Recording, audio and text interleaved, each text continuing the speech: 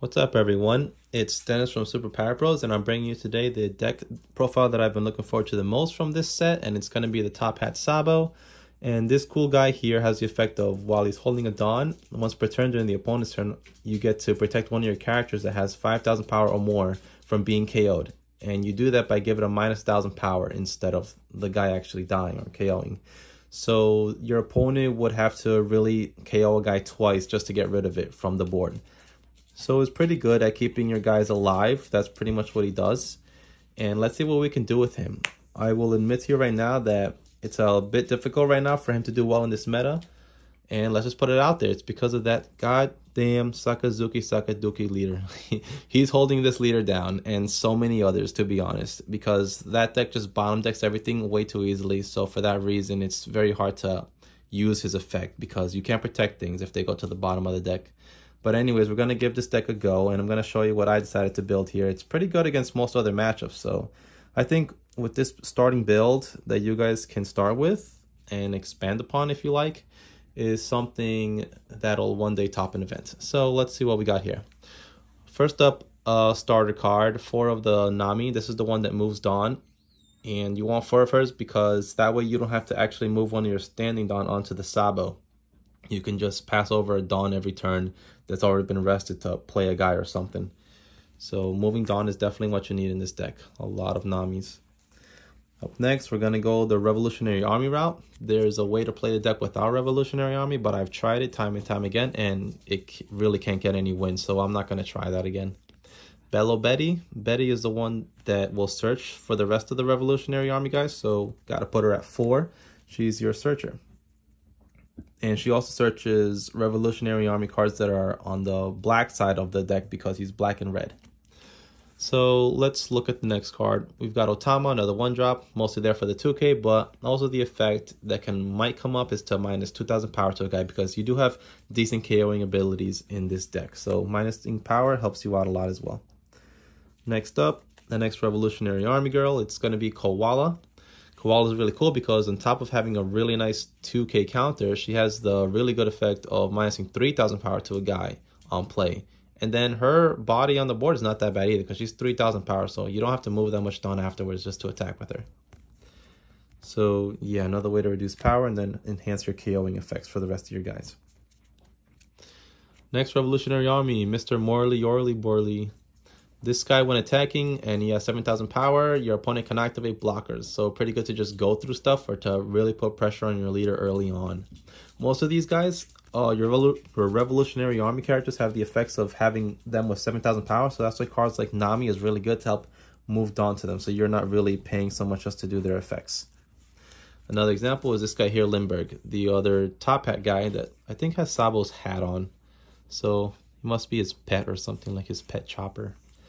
Anywho, when attacking, this one with 7,000 power will KO a guy that has 3,000 power or less. So this works really well with the Fire Fist event card, with Otama, or even with Koala. So that's pretty neat. So you get to KO bigger things than 3,000. So gotta play him at 4. And then all these Revolutionary Army guys as well are gonna have triggers. Most of them have triggers. So that's really good about them, that you get to just cheat them out that way. Next up, this one doesn't have a trigger, but he's definitely one of the best Revolutionary Army guys. It's Karasu. This cool Birdman on play will give minus 1,000 power to an opponent's leader or character. So it makes it easy to put pressure on your opponent's leader to make them lose life fast, or just to get rid of characters a lot more easier than you would. And then when attacking on the following turn, or every turn I guess after, you get to, with 7,000 power, minus 1,000 power to a leader or character yet again. So immense pressure is what Karasu brings to the game. Up next, we've got Ivankov. This is the new Ivankov. It's red, not the old blue one. And this one has an effect that if it has 7,000 power or more, you get to play a Revolutionary Army guy that's 5,000 power or less, which is basically everyone else here. So you get to play not Koala and Betty, because they already cost 2 or less, so you're not going to do that. You're going to use her to play the Ivankov character. You're going to use it to play Morley, Karasu, and Lindbergh.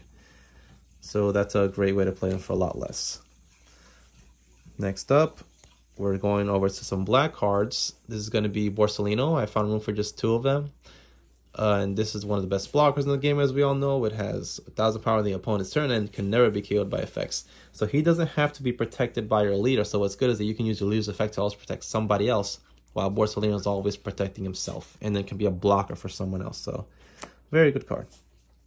Next up, another really great black card that's also a blocker that I really love in this deck. It's going to be Hina. I made room for 2 Hinas. Maybe you don't like Borsalino or you like Borsalino more, but these are interchangeable, these guys. Hina is a blocker that on block gets to stop an opponent's character with a cost of 6 or less from attacking. So really what she's doing is blocking 2 attacks in 1. So a very good stun card to play in the deck. Up next is a Revolutionary Army card from the past that Bello Betty can search in this deck, which is pretty cool. And it's going to be the 5-drop Sabo blocker. This one on play will let you draw 2 cards, trash the cards, and then none of your guys can be KO'd by effects.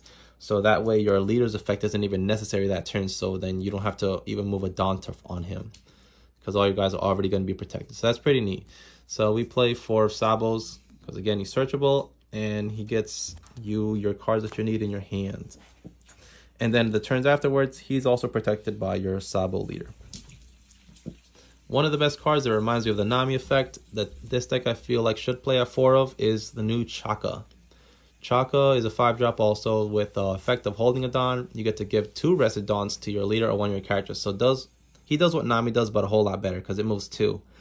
And what's really cool is that if Nami survives long enough in the game and you get to play out Chaka, or you just play Nami and Chaka together, Nami gets to move a rested Dawn right on him. And then he gets to move 2 more Dawns that he just used to be played out to another character.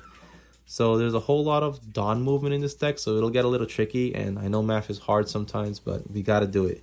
And trust me, you're going to be on a sweet, sweet advantage state with this. So 4 Chakas is a must, because another thing to note is that all these guys have effects of having 7,000 power, right? So Chaka being able to move 2 Dawn to them is a way to quickly just activate their abilities. So definitely you need this guy in the deck. Up next is a sweet little 1-of that I need. And I would say this is a good 1-of in any red deck because he is a game winner. It's just the rushing Luffy. Not the Russian Luffy, but the rushing Luffy. So your opponent can activate blockers if he holds 2 Dawns. So how are you going to give him 2 Dawn easier? Chaka and Nami. And besides that, if it's the very last turn of the game, you're already on 10 Dawn. Easy way to go for a game with this because people like to set up blockers at the end because they think they're going to get away with it. And then boom, Monkey D. Luffy, free win. All right, hooray for that. We got 1. Last Revolutionary Army guy I'm playing is Sabo. He's the one that's on play. You KO up to 2 guys with a total power of 4,000 or less. So this with cards like Otama, Koala, or your Event Fire Fist go pretty crazy because you get to KO guys that cost much higher than that. And then he leaves a nice 7,000 power body on the board. That's the last character card. Since we talked about it so much, let's go right into the next event. And it's Fire Fist, the new Fire Fist. The one for Sabo, it gives an opponent's character minus 4,000 power for the turn. Then if you got 2 or less life cards, you get the KO guy that's 0 power or less. So this with Koala is pretty crazy. It's crazy with Otama. Very nice with Limburg. A combo of Limburg that you can do is play this first, minus 4,000 power to a character. And then you use Limburg with 7,000 power to KO it because it's already at 3,000. So Limburg can be killing things that are at 7,000 power. So that's a nice little combo you can do. Or again, this with Sabo. KO guys that would eventually have 8,000 power right away. Very good card in the deck. I want to play it at more. You guys can tell me what you'd like to add or take away from this deck and put more of it. So far, I've been leaning on taking out 1 Nami, putting in an extra Fire Fist.